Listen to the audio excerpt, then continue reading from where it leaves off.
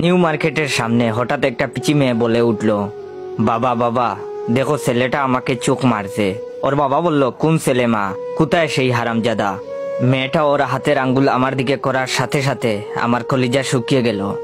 দেখি পাশে দাঁড়িয়ে থাকা ওর বাবা আমার দিকে কটমট দৃষ্টিতে তাকিয়ে আছে। বেডি দেখলে মনে হয় ছোটখাটো একটা দানব।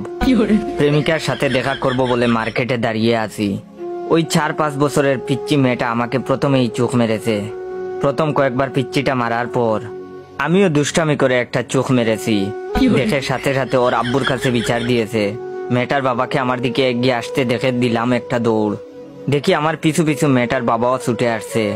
এটা দেখার পর আরো জুড়ে দৌড় দিলাম, কিন্তু যতই দৌড়াতে যাই ততই প্যান্ট নিচের দিকে নেমে যায়।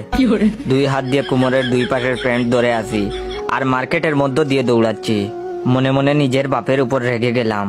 প্রত্যেকবার প্যান্ট কিনে দেওয়ার সময় এমন ঢিলে ডালা প্যান্ট কিনে দেয়, যার জন্য আমার এই দশা। এখন দৌড়াতে গিয়ে যদি প্যান্ট খুলে যায় তাহলে ইজ্জতের ফালুদা হয়ে যাবে। হঠাৎ বাসার লুঙ্গিটাকে খুব মিস করতে লাগলাম। লুঙ্গি পরে দৌড়ানোর মজাই আলাদা, বাতাসের প্রবাহ খুব কাজে দেয়। হঠাৎ সামনে প্রেমিকাকে দেখে কলিজা আরো শুকিয়ে গেল। আমাকে দৌড়াতে দেখে ও টাইটানিক সিনেমার মতো 2 হাত মেলে দাঁড়িয়ে রইল। আমার প্রেমিকা অভিনয় শিখবে বলে কয়েকদিন আগে একটা কোচিংয়ে ভর্তি হয়েছে। কোচিং করার পর থেকে আমার সাথে এমন ভাবে কথা বলে যে বুঝতেই পারি না ও আমার প্রেমিকা না, ছবির নায়িকা। ওর কাছে পৌঁছেই বললাম, চলো এখান থেকে পালাই, না হলে মায়ের একটাও মাটিতে পড়বে না। আমার কথা শুনে প্রেমিকা বলে উঠলো, না না না, এ হতে পারে না। তোমার সাথে প্রেম করব বলে আমি 7 সমুদ্র 13 নদী পার হয়ে তোমার কাছে ছুটে এসেছি, আর তুমি কিনা আমাকে বলছো এখন থেকে পালিয়ে যাব। ওই শয়তান রাজা আমাদের কিছুই করতে পারবে না। আমাদের ভালোবাসার কাছে ওর অশুভ শক্তি পরাজিত হবেই। আমি তোমার সাথে এই বিশাল রাজ্যে সারা জীবন কাটিয়ে দিতে চাই প্রিয় জায়েদ খান, টুকু জয় খান। প্রেমিকার অভিনয় দেখে আমার বুঝতে আর বাকি রইল না। পৃথিবী উল্টে গেলেও মাইরের আজ মিস নাই। এর মধ্যে দেখি মেয়েটার বাবা প্রায় কাছে চলে এসেছে। প্রেমিকাকে বললাম, তুমি আমার সাথে যাবে কিনা? প্রেমিকা দেখি আবার অভিনয় করে বলে উঠলো, এ জীবন যদি চলে যায় যাক, তবু আমি এই রাজ্য ছেড়ে কোথাও যাব না। আমি বললাম, থাকো তুমি তোমার রাজ্য নিয়ে, আমি পালালাম। নিজে বাঁচলে বাপের নাম।